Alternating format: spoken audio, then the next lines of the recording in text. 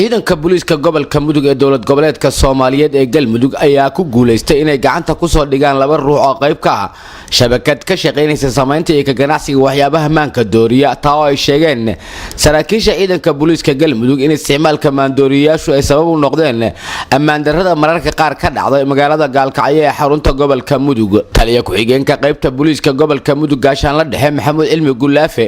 oo la hadlay warbaahinta qaranka ayaa faahfaahin ka bixiyay waxyaabaha ay ka shaqeynayeen eedeysanayaasha la soo qabtay ay koob iyo 10 bishii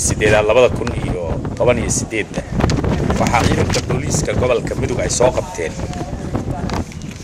alaabta oo darooga ah oo alaabta laga sameeyo waxba la yiraahdo calaq waxaana gacanta kula jiray oo sameynayay oo xarun weyn u samaystay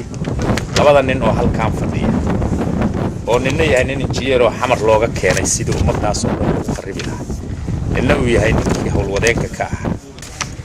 ayaa waxay ku faafinayeen gobolkaas daroogadaas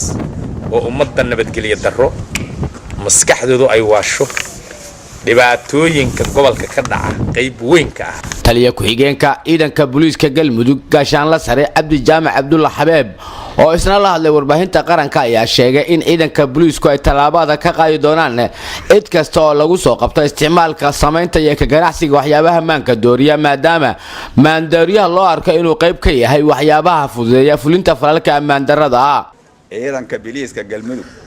ee gobolka mudug jooga meel kasta ay joogaan waxaan ku amrahayaa inay daba galaan meel alla meesha joogaan ugu tagaan lagu soo qabto aad iyo aad baad u mahadsantihiin ciidankii howlgalkaas fuliyana waa u mahad celinayaa saraakiishoodii ayagana xabsigooda lagu celinayaa maxkamadana waa in la geeyaa la xukumaa wixii sharciga ka helaan baa la siinayaa insha Allah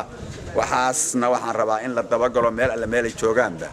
lagu soo qabto sida kuwan loo keenay kuwa kale oo duunka ku jira